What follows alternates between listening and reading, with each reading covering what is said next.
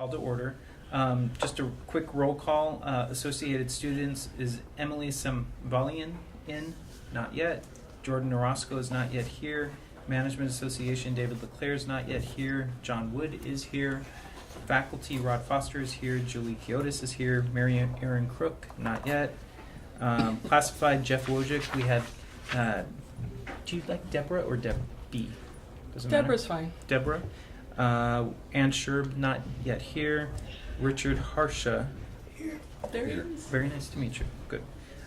Gary Potts. Gary's not yet here. Julio Huerta, not yet here. And the resources, Dr. Bell actually had something urgent, personal that popped up, so he left for the day. Anthony Brown is not joining us. Diane Androfina is celebrating her anniversary, I think it is. Lacania is in the middle of training for the banner implementation, and Cha is not yet here. Okay. We don't have a quorum. What does that mean? We can't vote on anything. Well, good, because we're not voting. Can't vote on the minutes. We can't vote on the minutes. Okay, so we'll bring it back to the next meeting? So they bring the beer in, Yeah. right? Okay. Yeah. Okay, so do you guys at least want to look at the minutes to see if there's anything that we need to change? Then we can bring it up in the next meeting and then vote on it? Is that okay, Beth? Okay. Yeah, you know, I did have a comment on the minutes that there's not many minutes in the minutes. I mean, I think they do that because they're actually recording them, and Right. so they didn't want to have to write And it the all out. records are archived, right? The recordings are archived. So to me, that is superior to actual minutes. yeah, it's okay. It just makes it hard to approve them. I don't. So they're minute minutes. I looked at them right away to see if they Well, dared they've been quote like me. this for a while now. Since they were recording this, it's been like that. It has been? Yeah. Oh, It's, I mean, I'm just saying. I hear what you're saying, and I asked about that too about a year ago or 2 Okay. years ago when Oh. it started happening, and they just said we're abbreviating them because it's all on tape. Well, then I would approve A and B. All right. All right. All right, so if you want, Beverly just reminded me that this is the format that was used previously, but if is it difficult to kind of go back and just pull out the highlighted points of discussion, or? You know, We have a video on the web. Okay, so stick with the video. That's what you're saying, right? yeah. Okay. Don't make her That's do what I'm it. saying. Don't make her do it. Okay. Okay, so we'll come back to in the next meeting to approve and move the minutes forward. Right. Okay. Come on. Where's No, no, no. I'm fine. Come Is she on. a member? Then we got quorum You maybe didn't if download. she's. She's a resource. But I- Come on, my friend. I don't see it. They do. Yeah. Where are you going? Well, he got. Okay. never Away brought from really you, brought- apparently. I was gonna say. Dang.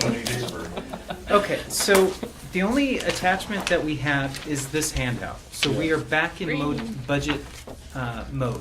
Right. The governor released his budget proposal in the beginning of January. This is a beginning reconciliation. Oh, Cha has now joined us. Lacania has joined us. Just for the record. Okay, so this is what we provided in the Brac meetings last year as a move through the budgeting process until the adopted budget for the district in September of 2014. What we have here, just category-wise, are the buckets of money that we are told that the system is going to be getting. John, do you have a copy? I don't have a copy. I need to Shaw. It's I'm sorry. Back here. I'll get him, Joe. So the buckets of the money, whether or not it's ongoing, one-time, or special state funding, and then we've plugged in what the governor's proposed 15-16 budget would be, and that's what we plugged in as of January 20th. So as we go and the revisions begin to come out and the conversations take place between the governor's office, the state Senate and Assembly for the conference committees, we will update this and we will revise it. So I don't know if you remember last year, but it was actually very holiday looking. It was red because of the changes and the reductions of the money that they were going to give us in the pots. There was green because if the pot's money increased, we reflected it because it would be more money coming in. So this thing will change. This is what we know as of today. My guess is that this is going to change drastically in the sense that conversation is going to make this go back and forth. The overall feeling is that the money next year is going to be very good. So Bob and I and Diane went to the budget workshop last week. We heard the representative from the legislative analyst's office. We heard from the vice chancellor at facilities and fiscal services from the chancellor's office, and we heard from the Department of Finance, the chief deputy of budget. So they were all saying that this is the best budget that they've seen in 3 decades. What's wrong? What I miss? No? We just had a little. Sorry. He was It's dripping. not you, my it's not phone was you. blipping. Okay. Okay? I just want to make sure. So they're all saying that things are looking incredibly good. They're also saying that in this fiscal year, Prop 98 revenue is actually higher than what they anticipated. The governor's budget has always been relatively conservative. Prop 98, they are actually projecting, they weren't quite clear, but they're projecting that it could be, right now, an additional $1 billion of Prop 98 dollars, up to possibly $4 billion.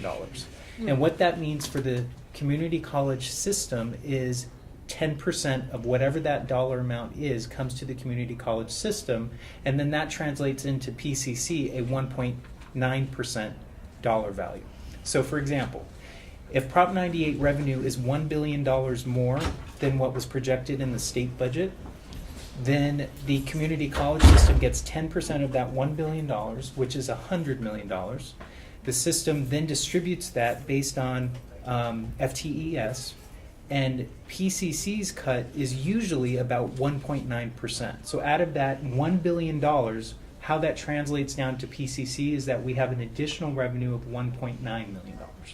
Does that make sense? Yes. Okay. So there's the potential for fiscal year 14-15 of additional money. So is that not on here? It is not on here. Okay, I Yeah. was looking for it. But what that translates for us internally and operationally is whether or not we will be able to use that money this year or we will be able to use it next year.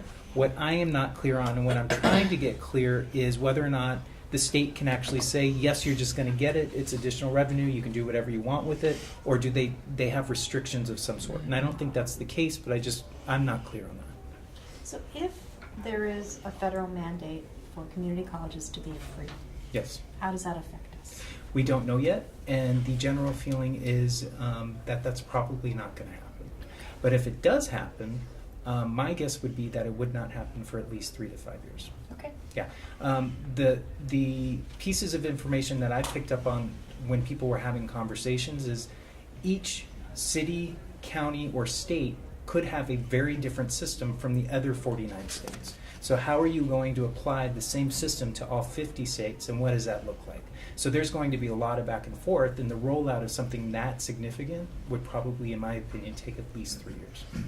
It's not based on anything, but it's just, you can't do it overnight. Okay. All right, so what we know right now is that the system is getting a bucket of money for the cost of living allowance of $92.4 million, which is basically 1.58%. That's actually lower than what was projected last year for the COLA this year. Not much, but a little lower. What that translates into for us is $1.7 million of ongoing funds. So that $1.7 million will come to us every year from this point out unless there are significant economic changes. Item 2, the enrollment growth. There is $107 million to the system, which is a 2% growth. What that translates to us for us is $2 million of ongoing funds from this point forward. Student success and support Excuse me, program. Joe, do we have to reach some target to receive that? Yeah. So if the system is getting 2% growth, what we try to do is target 2% internally. And we actually try to target a little more than that to capture as much as possible. Prior to my getting here, from what I understand, there were unfunded FTES some years, but I don't think that's going to happen this year, next year, or the following year. Okay. And remind me to come back and talk to you guys about the presentation that we were given by an economist at the same workshop, because he had some very interesting things to say about, I think, the next 2 to 3 budget cycles. Okay. And Joe, what was the monetary amount that would mean for ongoing increase in our budget? $2 million. 2. Okay. Yeah. It's that amount in all the ones there are for PCC. Oh, right over here. Yeah. There you Yeah. go. Okay. What am I looking at? Come on. So the governor is also proposing $100 million for the Triple SP program. The problem is that there is a 2-to-1 match right now. and we are stretched thin. So what we will be over the next 6 months discussing is whether or not we can actually take we can take advantage of the full amount of money. If we have to come up with if we have to do a 2-to-1 match on $1.9 million, that's a cost to the district of $3.8 million to get $1.9 million. So does it make sense for us to do that? And where would that money go? It would be restricted funds, and would be specifically for student services. But can we do in kind from our student services budgets? I don't know. I think so, but I don't know. Because they're probably well over 3.8. So And what I'll you're check. saying is if we're already putting money in student services Yeah. now, Yeah. why not call that part of our matching Yeah. fund? Yeah. See, we're doing that now, and that's why we were able to accept the money for this fiscal year for 14-15. The question is whether or not we can, or we are. So if we have a district-funded position in student services, then that's already offsetting, or is already the equivalent of the match for the dollars that we We get. probably this have year. somewhere there's a piece of paper where we're keeping track of what's been used as an offset. Yes, and it's basically the labor costs, so Yeah. benefits that could be applied, the salaries, and the employer mandate. So then part of the calculation going forward would be to look at what we've already used to match Yeah. and what we have remaining to Yeah, match. and what I recall is that we are basically even right now. So if we do go after these dollars, we are going to have to find the match. Okay. It's not a question of whether or not we've already, if we're already spending it. I believe we are already spending it, Okay. but we can double check. So are you saying whatever program we're in now continues through next year? Or is this a reboot and we've got to start all over again? This is the same program that we have right now. So SSSP started in fiscal year 14-15. It replaced matriculation. This is the second year or the third year of SSSP. So it's not a reboot. It's just additional money for the same program. On top of what was already We are allocated? already getting. Okay. So we already have a 2-to-1 that Yes. we're matching right now? Yeah. And originally last year, what they required was a 3-to-1 match. And throughout this process of going back and forth, they were able to lower it and, I believe, postpone it 6 months. Did they lower it retroactively? Yes, Okay. to July 1st. So we do need to do a recalculation on the match in kind. Because if we were calculating we're about even right now based upon a 3-to-1 match, but it's been reduced to 2-to-1. No, we would not have, if I remember correctly, we would not have been able to make the 3-to-1 match last year. We were able to make the 2-to-1 match. And up and down the state, that was pretty much the case for Okay. everybody. Okay. Yeah. So the next category is the student equity plans. There is no match for this $100 million. That's additional funding to the budget. So that's $1.9 million to the district. But that is restricted. It should say no. You're right. Is that's the equity money that Cynthia Olivo is asking us to put a proposal together for? I believe so, yes. And we have to have a plan. Yes. Yeah. But for 14-15, it was only $1 million. No, No. it was 100.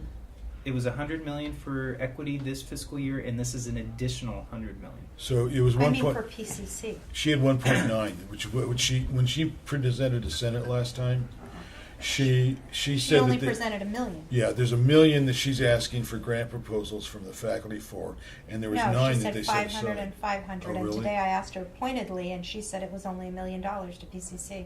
For and this College year or Council next year? for this year. For this year, but Kathy this is was for next there. year. This is next year. This is for next year. I just asked that. Yeah. Oh, So if you want to, because I didn't quite get that, if you want to send me an email, I can ask her, and we Okay. can actually pull this document from last year Yeah. to see what we were expecting to get. Yeah, and she did say 500,000. Okay. Faculty to put proposals forward, is that correct? Yes. Now, what she may be Supposed to. thinking about, because That's there are an different idea. components to the plan, there may be, out of the bucket of money that we received, let's say we got $2,500,000 could be used for whatever component of the overall plan. So if we got $2,500,000 was dedicated for a certain component, and that may be what she's talking about. But send me an email and I'll let you know, and I'll just email you back. Okay. The next category is the Career Development College Preparation CDCP rate equalization, $49 million. This is something that is outstanding for PCC. What this does is take, there are different rates, and I'm sure you guys know this, but there is a rate that we get paid for non-credit classes, there is a rate that we get paid for credit classes, and there is a rate that we get paid for enhanced non-credit classes. This is in reference to the enhanced non-credit classes. What they are doing is they're going to raise the rate or the reimbursement to the district to the same amount that we get for credit. So if it's $5,000 for a credit class and $2,500 for an enhanced non-credit, they're going to increase the $2,500 to $5,000. Can you give us an example of That's an interesting. of enhanced non-credit?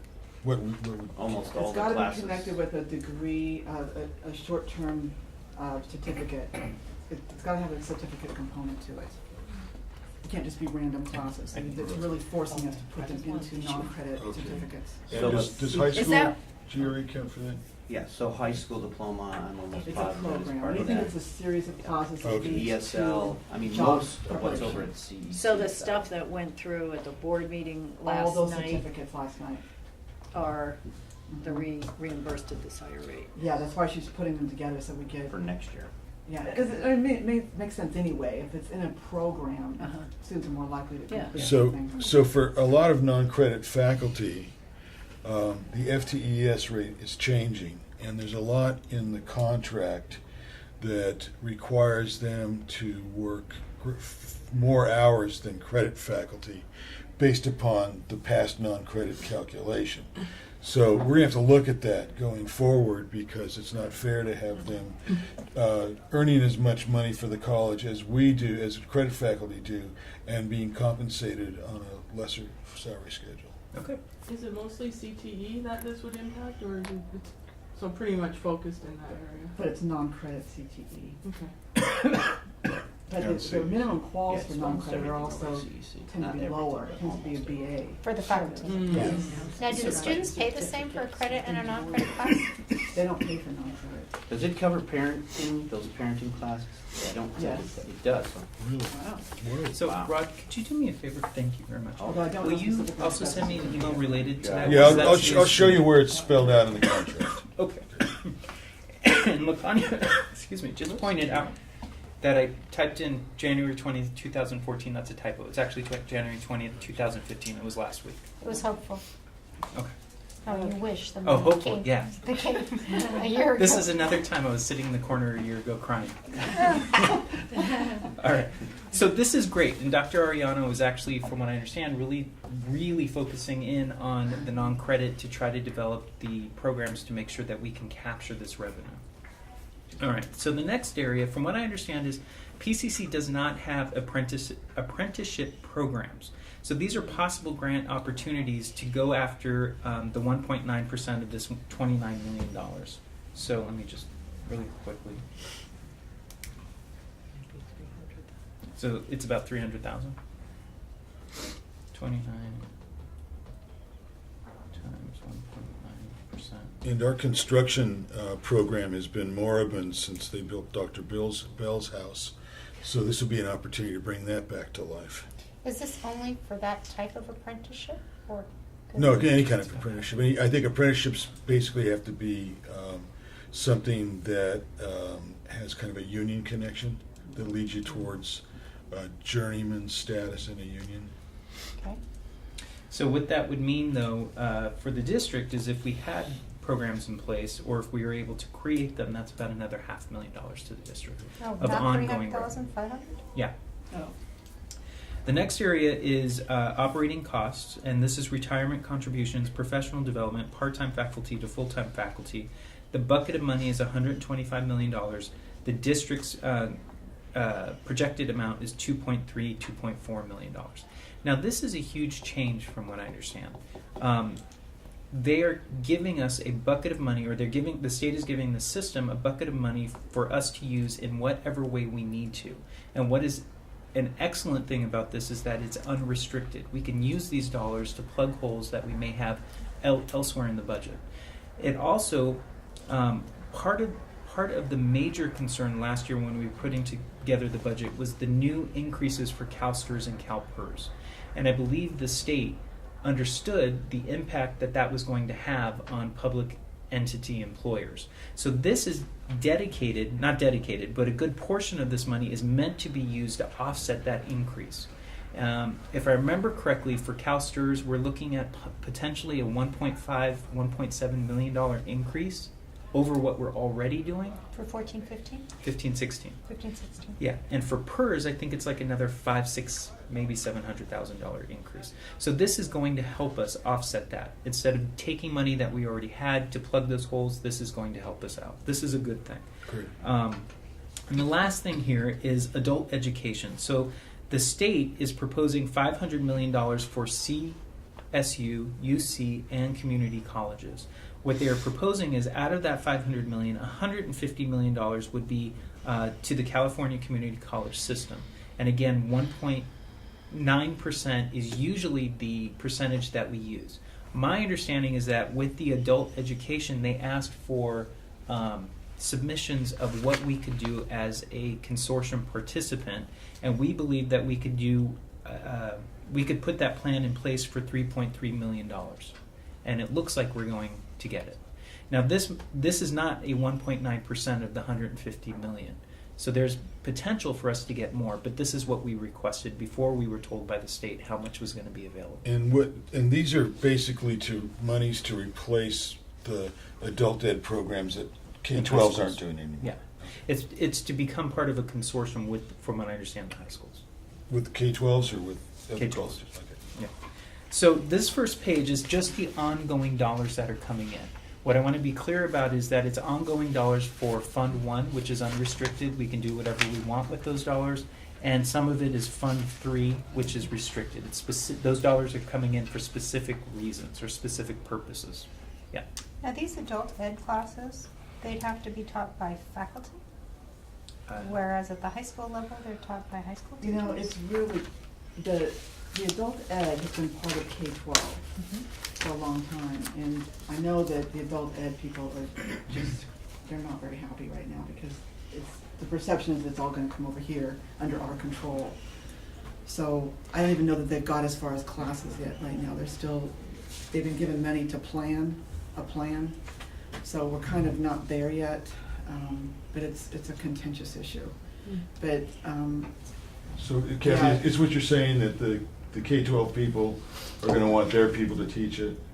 well, they want to have control over it as well. And so, again, it would be more like a non-credit thing with different minimum quals, but would they be part of the community college system? I don't even know that any of this has been completely decided, but the adult ed people are not happy. 'Cause they But feel if like- we were a grant asking for funds, we must specify who's teaching the classes. ultimately, yes, but we're just, They're not that far that way. What we I can don't do think is in one of the follow-up BRAC meetings, maybe we'll ask Dr. Ariano to come in Yeah, and I talk would- about it. Okay. Yeah, that'd be So great. this is her area? Yes. yes, Okay. it's not mine, and Okay. We won't hold you to it I do remember her saying that she should have asked for more, and she would have got it. From what I understand, the powers that be, whether it was the chancellor's office or the state, said that it was so well put together that we could have done more. Yeah. But it's $3 million that we didn't have before. So I do want to clarify one thing. I think I said that the $500 million is for UC, CSU, and community colleges. I was thinking about a different pot of money. So the $500 million is for the program, $150 million specific to community colleges. 3.2 is what we asked for. Okay. All right. So the next page. Joe, may I ask a question? Yeah. This is ongoing money that will come to our college. Correct. Over the last 3 or so years, we've had 2 severe across-the-board cuts in our departments. And none of that money, at least as far as I know, has been restored. And it's really causing a problem this year since there's we have to hold the hourly money in particular that we have. And it has caused my department a great problem. But since we know now we have all this, which is the good news, and then when you deliver the good news, everybody says, great, I want some of that. Right. Is there any plan to restore some of that money? Yeah. So the sheet that I did not bring with me Okay. is a breakdown of where I believe that we need to put these dollars. And so the CalSTRS increase, we have money coming in from the state for that. Got a line on this sheet that will actually go through this group as well. So you guys can see what I am thinking. You guys tell me what you believe is the correct thing, and then we'll go from there. Bob Miller is very sensitive to the fact that we had to reallocate I like that word better than Okay. cut. We had to reallocate dollars to cover the increases specifically for this fiscal year related to the benefits.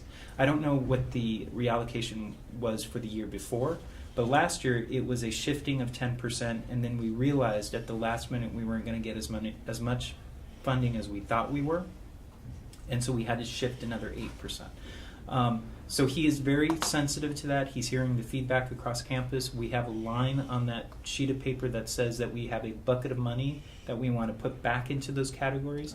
To be very honest with you, it's not going to go back to where it was 2 years ago, but we're slowly starting to ramp it up. And so what we will do during the budget process, and Lakanya's actually putting together budget directions. You know, last year we had the big spreadsheet and all the managers were supposed to sit down and go through and say where they thought the money should be. The same type of process, but much tighter, much cleaner, will happen again this year. And you guys will be able to tell us what you need in order to operate. And if the numbers balance out, then great. If they don't balance out, then we have to make some decisions. But yes, it's there. We just don't know how much and how and where it will go. And that process is going to start up pretty soon in the spring. When do you think? Next month? It should probably within the next week or two. We should be sending out packets with like directions and. And by week or two, we mean 3 or 4. But what I want to do is give you like a snapshot of your budget right now, so that you can use that as a guide to build a budget for next year. And we have. I wanted to put forms in there that discuss like what your needs are. Like if you want to ask for something, if you have new contracts, or if you guys need equipment, or you instructional equipment, repairs, positions, quantify how much your students are going to cost for next year, your college assistants and your student workers, things of that nature, so that we can have a better budget, and it comes from you, and it's relevant to what you guys are doing in the coming year. So there are 2 things that may take a little longer than the 1 or 2 weeks. We want to plan on having a budget form so everybody understands how to fill out the form. Everybody understands why we're doing this. Everybody understands the information that we're giving you on historical expenses. We also want to make sure, I think Ryan mentioned it in one of the last Brac meetings, about how we're trying to look at linking the budget and the priorities. I forget how we phrased it, but we want to make sure that that's there as well. So we're better than we were last year, and we will be better next year, but it's an evolution process. So yeah, in a few weeks. So could I, you have a sheet that you are, filling in with the extra money that's coming. Is there some reason you didn't bring that today, or are we going to go over that next time, or? Right now, it was just a draft. It was a first stab in the dark. Yeah. And actually, last year what we did was bring both sheets, and through conversations that we've had and the feedback that we got and the budget reports, spreadsheets that we got back from everybody, those things were revised. I just didn't think about it for today. Because I literally didn't, I think we sent the agenda out yesterday or today, right? Yesterday. Yeah, so, Okay. yeah, my fault, but we will. And Joe, And the that's, catego- I'm and- sorry, go ahead. And the categories that are on that sheet, I would say 3/4 of them are the same categories as last year. They're just the increases in the costs that are typical. So somehow in the budget process, you're going to take into consideration the budgets that the managers put together for their own areas, and what we as as the BRAC committee puts together, and look at both of those and try to figure out the best way to move that money. What I would like to do, and as we get closer, we'll figure it out. Lakanya's putting a calendar together of what needs to happen by when. Usually what I would recommend is that this committee, I don't believe, should get into the details or the weeds. We should, as the fiscal team, present to this committee what it is that the district has requested, whether it's the individual departments or the area of academic and student affairs or the area of business and college services, and say to this group, this is what we are presenting and recommending. This group should say, did you think about X, Y, and Z?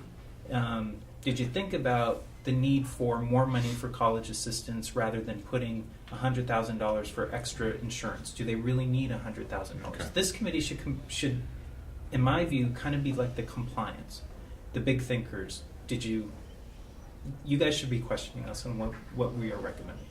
Okay. Does that make sense? So that'll come in a little after the.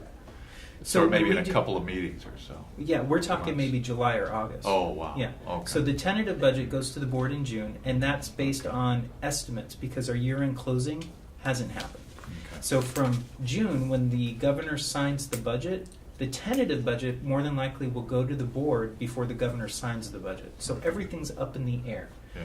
In July, we will sit down and start saying, okay, now we know what we're going to get. Let's look at everybody's request to make sure it makes sense. Okay. If it doesn't make sense, then we got to go back to those areas and say we have some questions, or we have to go to Dr. Bell or Dr. Miller and say we need your direction. After those elements are kind of put in place, then we should come back to this group and say, this is what we've got, this is what we are presenting. What questions do you have? What do you think we should do here? What do you think we should do there? And to be honest with you, what we're talking about is very little money because the mandated costs that we have are probably going to eat up the majority of the funds that we're getting. Does that make sense? Yeah, it seems like, and it happens every year, that everything gets jammed in at the end. And I know you're waiting for the final numbers for the budget to get approved, but we talk about projections, and it seems to me like you could come in with, okay, we know this isn't final, but this is what we think will happen, and if this is what happens, this is kind of where we would put the money, because it would still give us the opportunity to say, wow, you got a lot of money in this area, and we think that's maybe a little too much in that area over there. I mean, I know it's just our input, but instead of waiting until July and August are hard because people are gone and all kinds of stuff like that, it just seems really late in the... Okay. But I don't So know, what we maybe can- there's no other way to avoid it. I'm just... And I don't know either. So what we can do is next month when we meet is bring in the timeline, the calendar. We can ask you if it makes sense to you guys. I don't mind doing updates where we are at that moment in time and having those conversations. That's fine with me. What about a pie chart of, the slices of the pie from last budget and the kind of the way it might look now, and we could start Sure. saying, well, maybe this slice should be a little bigger and that one a little smaller kind So of thing. that's Is the... that what you're thinking Sort of, of? yeah. Yeah. So what concerns me about that, though, is that those are the details that the department should be having the conversation on. So the pie charts that we show you should be based on the information that we're getting from them. So if John is saying, I'm struggling because I need college assistants because I don't have the staffing, in my opinion, it shouldn't be for this group to say, we'll cut $100,000 from this chunk of the pie related to hourly support. Right, but It's- he'd get to say, if we looked at last year's, he could say we need more. Yeah, but John is one of probably several dozens of people who have that Yeah. problem. Right. So I hear what you're saying. We can bring in the pie charts and we can give you very high-level explanations of why those are where the dollars seem to be falling. And then if you guys have ideas of what we could do, we can go back to the departments and say, this is what has been asked of us. What do you think? And then we can report back. But I just don't want us to be too detailed when the departments really should be driving the conversation. When you say department, where does discipline division school go? What I call a department is a discipline that rolls up. So on the operational side, it would be budget is a unit within, or a section within the fiscal services division or department. The fiscal services department. Talk to me about academics for a change. Okay. Let's So talk let's- about a professor who teaches psychology in the social sciences division run by an English dean. Okay, so you report to who? Paul Price? Yes. Okay, so Paul Price should be putting together a, is it a division? A division recommendation. We don't know We don't know what it it's is. called. Okay. Nobody does. And in That's our what I division, call a department. And in our division, there are 12 disciplines. Okay. And so, but that's what I call a department. So the division Okay. of Social sciences. social sciences is what I refer to as a department. Okay. So Paul should be meeting with the managers over those 12 disciplines. There are no managers, it's just faculty. So Paul in his staff meeting should say, and they should, again, it's different. It's a lot difficult of because shoulds. everybody should be doing what works for them. We can lay out the process, but if that doesn't make sense to you and it doesn't work for you when it comes to this type of process, Paul should know what it is that makes sense to the social sciences division. And we can address it in the form. Yeah. What about cost centers? Like, say, English has 2 cost center numbers? English has probably 15. Yeah. Oh, they have 15. Yeah. So you have English as a second language, you have the English division Oh, wait, office, wait. you have, English and ESL have different cost centers. right. So You there mean are. Amy Ulmer is responsible for 15? Mhm. Okay, but that's that's sort of a different thing. Like psychology, how many cost center numbers are there for psychology? So it's not broken down in that way. It's not? Okay. It's Paul Price has responsibility for 10 cost centers. The 10 cost centers may be a reflection of each discipline. It could be a reflection of the division office. We can It bring could be different, okay. Yeah. Okay, So- it's different and different, because in ESL, in the former languages division, my understanding is there are different cost center numbers for different disciplines, but. And everybody sets theirs up a little differently. Okay, So I next, didn't know in the next meeting, we'll bring the timeline. We'll bring the cost center organizational chart so you can see what that looks like.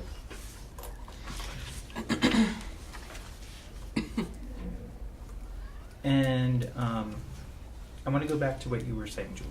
So So if psychology needs something, uh-huh. how do we get it?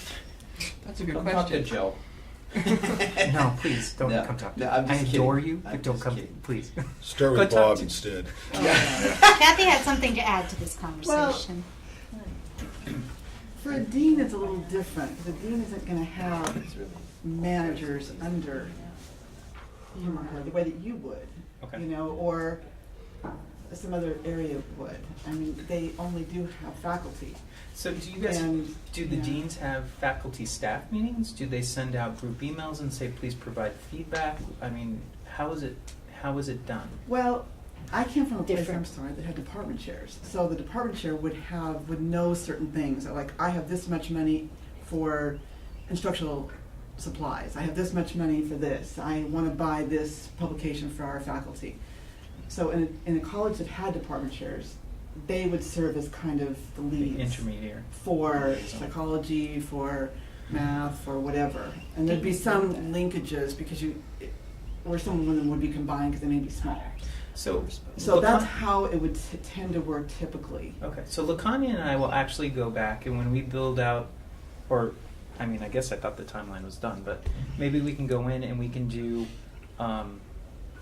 budget-related forums for each of the schools. Yeah, and in the budget development, let me just finish, the faculty should have a say in psychology really needs this, whatever You it think? is.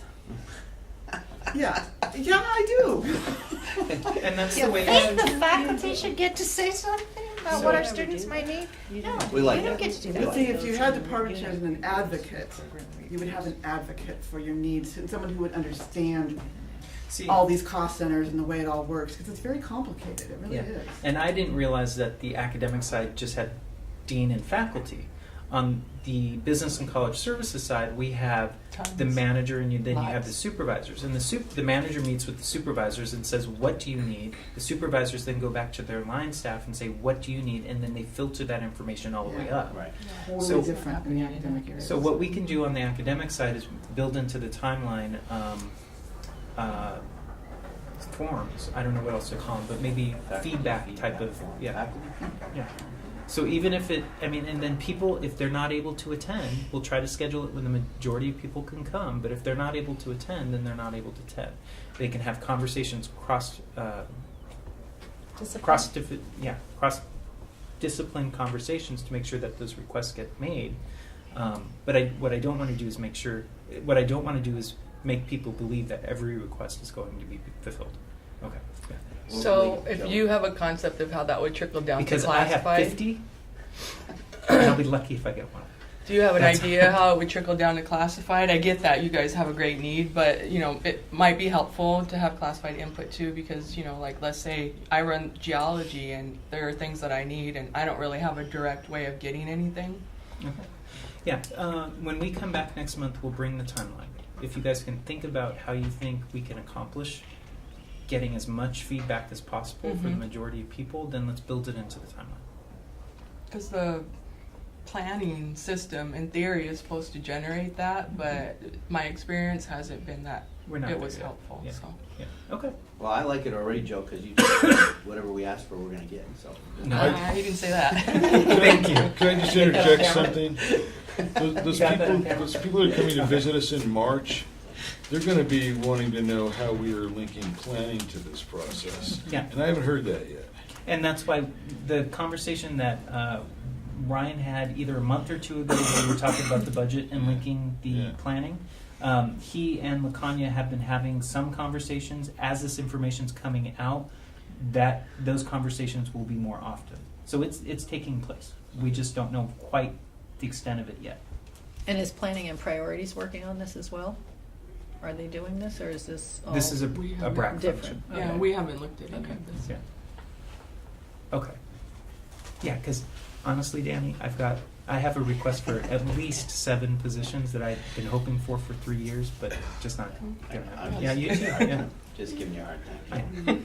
I just want to put it out there because I feel like if I put it out in the universe, it'll happen. There you go. All right. So page 2, ongoing funds. I'm sorry, one-time funds. So these are dollars that have been identified so far, or based on the information that I have, I believe are one-time funds. So again, things may change. But right now, we're being told that $48 million will be provided for a career technical education partnership with the CSU campuses. And actually, I think this is CSU and UC campuses. So it's a partnership. Our contribution, or our portion, would be approximately $900,000 out of that bucket specific to CTE partnerships. The line item 10, mandates including maintenance and instructional equipment. This is another area where the state heard the Chancellor's Office. The Chancellor's Office has been saying, please do not restrict the dollars and tell us what we have to spend it on. Allow us the flexibility to use it the way we need to use it. So they said, okay, fine. We're going to give you a bucket of $351 million. It's meant to be used for instructional equipment. It's meant to be used for maintenance. That's what it should be used for. That's what we are saying you should use it for. But you have the flexibility to use it in the way that you need it to be used. Now, Yes. there used to be mandates for deferred maintenance. Would that be a part That's of this? part of bucket? this. Okay. Yeah. And is, oh, sorry, go ahead. What about the U building? Does this benefit the U building at all? It does not. Okay. The U building, from what I understand, the state is still having conversations about a facilities bond, and the U building would fall under that plan. Okay. This is more like, I believe, like the air chillers, or if you need to replace a boiler, that kind of thing. Gotcha. A roof. Thank you. Yeah. Okay. Aaron, you had a U question? building. Okay. So for us, what that equates to is about $6.7 million, which is a huge chunk of money. And do you have any idea what part of that would be instructional equipment at this point? So no, because we would be able to identify what we wanted it to be. If they're truly going to allow us the flexibility to No, use it the way we want. your own mind relative to this campus. Have you thought about how you're going to partition that? Because I know that maintenance is definitely something you're responsible for personally, but instructional equipment would probably go under Dr. Bell. Any idea how you're going to divide that up? There have been surveys that have been done. You want to talk about that? Sure. Okay. This is part of integrated planning, where people should be putting into their program reviews what they need for the maintenance of their inventory, you know, especially in the allied health areas where you have very expensive equipment in CTE. It's got a lifespan of 5 years. You should be putting in there when it's going to come up. And so this is planned for. So it's coming through program review. It may be connected to student learning outcomes where, students can't achieve a certain skill because we don't have we don't have the microscopes for them to learn that. So that's integrated planning. That's how the instructional equipment should be decided. And it was decided. We spent $1.5 million this year on it. And it came through program review. Everything that we did came through data. And so that has to be in place. So, and that's a good point. Fiscal year 14-15, we are spending approximately $1.5 million. In previous years, because this money was either not coming in or the amount of money that was coming in was so little, and I want to say like maybe $150,000, $200,000, the need by the district has been huge. So this year there was a huge chunk taken out of that, a huge bite taken out of the need related to instructional equipment. Yeah, and I wouldn't say that our process was perfect, But it was a start. but it was a start to using data to make the decisions. And the deans got together, we had the requests, it was a give and take. Everyone's looking out for their instructional areas, and and understanding that some areas have to have more. Actually, CTE didn't ask for anything because they have so much grant money. So it's like, thank you. So much, a lot more was able to go really to Allied Health, which had not had anything, and their stuff is just absolutely falling apart. So even though this is a huge chunk of money, the amount of money that may be available for instructional equipment may be a couple of $100,000, because this is meant to be used for a variety of things that Right. they've mandated before that they're now saying you have the flexibility to make the decisions. Okay. Well, and we also need to update equipment, smart classrooms have to be updated periodically, all that. And we kind of thing actually has do to- that out of, that's a good point. There's a separate fund for that. But those dollars have always come out of these. So what we have done is the district has always funded Fund 41. Well, Fund 41 is a combination, I think, of 2, maybe 3 things. The district would always put money in. So last year, I think we put $1 million into Fund 41. I think there were there was already $3 million in there from an accumulation over years. And then there's some money that goes in there as part of the resident tuition. No, not since I've been here. I didn't even. You weren't supposed to hear that joke. It's a joke. And then it's also part of the non-resident tuition fees. It's either $30 or $35 every time somebody who is a non-resident registers. $30 or $35 goes into Fund 41. So it's a combination of things. Oh, and so they were talking about that last night also at the board Yes. meeting. Yes. You know, So and it's actually going up We too haven't much. raised our F1 and non-resident tuition we have. recently, have we? Last night the board approved an Oh, good. increase. Last year it was increased, I think, $1. Okay. Last night they increased it by $2. Oh, Really? I mean, we're allowed. Well- we're allowed to charge as much as We would too. The 250 a problem, unit, 275. yeah, the problem is we can't.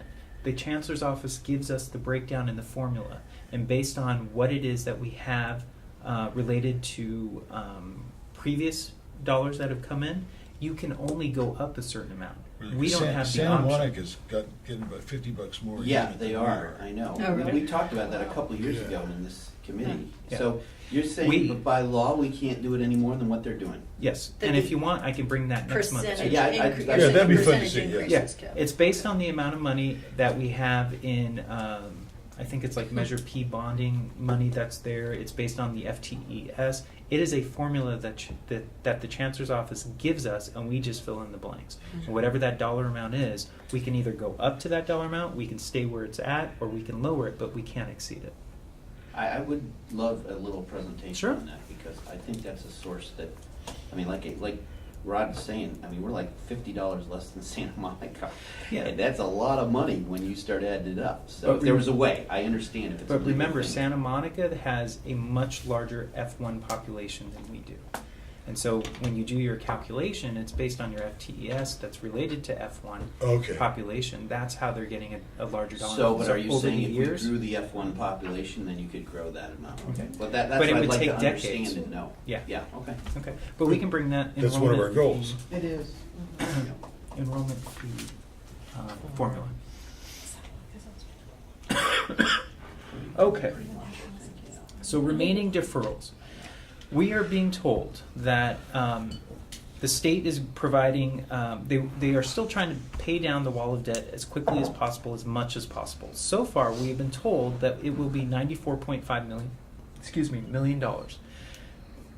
Out of what is still outstanding is $275 million. So $275 million is outstanding, $94 million is being provided for as part of the initial budget proposal. And those are the cash, those are the apportionment deferrals that we've incurred in the past. Correct, Okay. which allows for better cash flow for Right, us. right. Yeah, and so what that translates into, at least the way we understand it, is $1.8 million. Okay.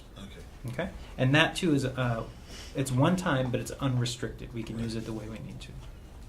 All right, and then there's additional state funding. So the normal Prop 39 states providing to the system $40 million. Our portion of that is $752,000. And then there are career technical education incentive grants, and it's a bucket of money of $250 million. And this is related to the California Career Pathways Trust. And so these are grant opportunities that we would go after. Now, from what I understand, because we are already the primary grant holder, and I forget what that's called. It's not going to come to. It's not going to come to you because we are the. So we have the $15 million grant that we just got, and we are the parent or the umbrella for the other college districts that we issue money out to. I forget what that phrase is called.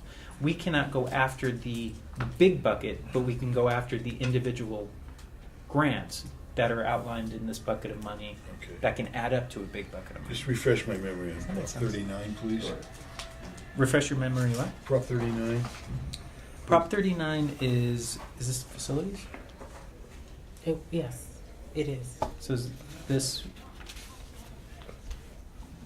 So It's facilities. So I it's can't Fund remember. 43, so it is restricted. What It is is- Fund 43?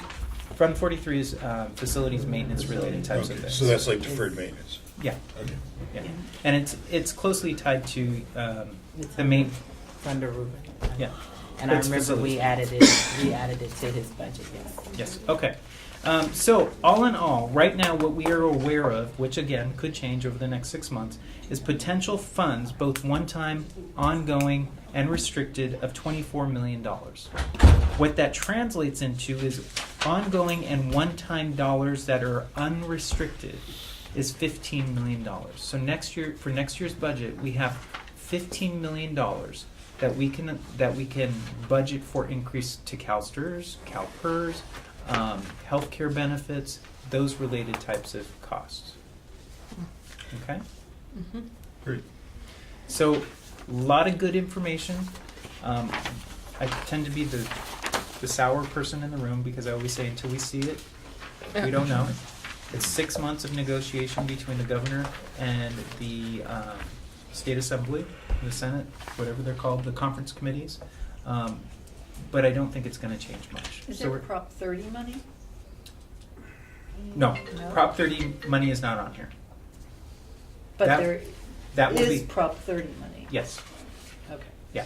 The Prop 30 money doesn't expire until the end of, there are two elements to it, until the end of 16-17 and then the end of 17-18. And this is general fund apportionment? Yes. Part of the base. So, So, let me go back Oh, okay, to there last it week is. in the budget Separate. workshop, an economist got up and he spoke. And part of the concern is about Prop 30. And when it expires, does that mean that the state will go back out to the voters and ask for an extension and the voters have to vote on it? Will the state then be able to step in and backfill those monies that would be lost? The projections are showing that by the time Prop 30 expires, the amount of money in the economy will be back to where it was, so it will offset those dollars amounts. so sales tax, property tax, all that'll be caught Correct. up. Okay. Correct.